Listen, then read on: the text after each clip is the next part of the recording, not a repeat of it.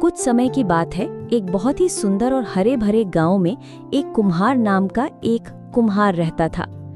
अर्जुन के हाथों में जादू था। वो मिट्टी को ऐसे गढ़ता था कि मिट्टी से बनी हर चीज बेमिसाल हो जाती थी।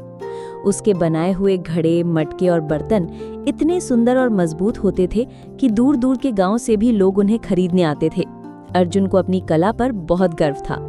अर्जुन के पास एक बहुत ही खूबसूरत घड़ा था जिसे उसने अपनी सबसे बेहतरीन कारीगरी से बनाया था। वो घड़ा इतना पूर्ण था कि उसमें एक भी कमी नहीं थी। अर्जुन ने उसे पूर्णिमा नाम दिया था क्योंकि वो पूर्णिमा के चांद की तरह ही गोल और सुंदर था। अर्जुन को उस पर बहुत गर्व था और वो उसे अपनी सबसे खास रचना मानता था। लेकिन उसकी कार्यशाला के एक कोने में एक और घड़ा पड़ा था जिस पर किसी की नजर नहीं जाती थी।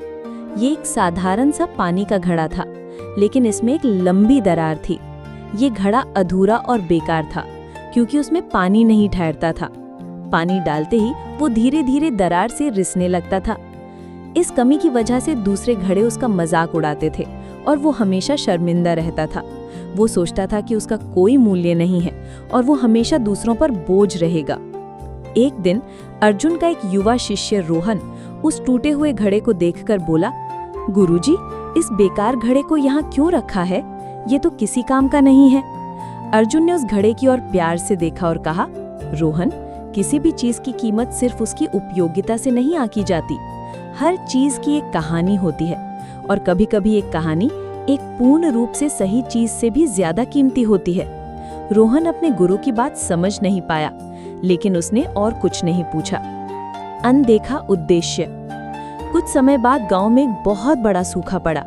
नदियां और कुएं सूखने लगे और गांव के लोग पानी के लिए तरसने लगे।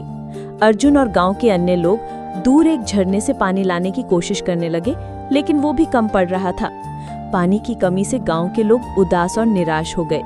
एक शाम जब सूरज ढल रहा था, अर्जुन ने उस टूटे हुए घड़े को देखा। उसके दिमाग में एक विचार आया जो बहुत ही अजीब था।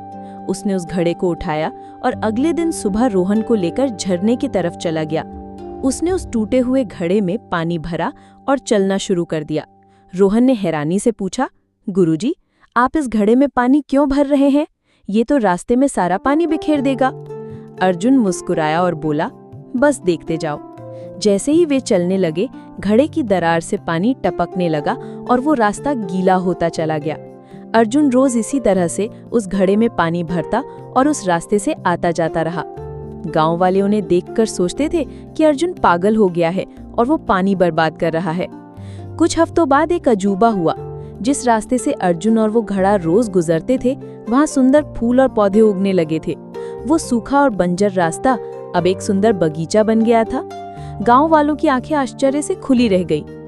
तब अर्जुन ने रोहन और बाकी गांव वालों को समझाया, ये सब इस टूटे हुए घड़े की वजह से हुआ है। इसकी दरार, जिसे हम एक कमी समझते थे, वो दरअसल इसका सबसे बड़ा गुण था।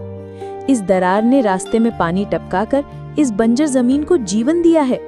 उस दिन के बाद टूटे हुए घड़े को अब शर्मिंदगी महसूस नहीं हुई। उसे एहसास हुआ कि उसकी कमी ही उसका सबसे बड़ा वरदान थी।